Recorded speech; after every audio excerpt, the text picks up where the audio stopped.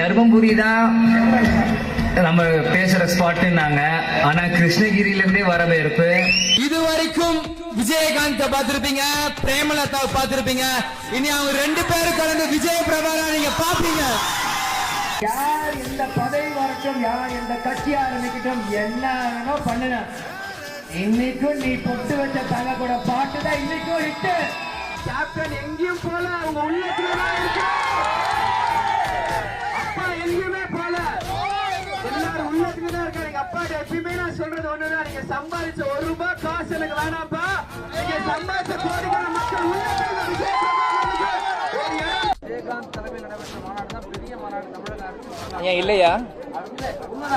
அப்புறம் துளசி கூட வாசம் மாறும், தவசிக்குள்ள வாசம் மாற மாட்டான்.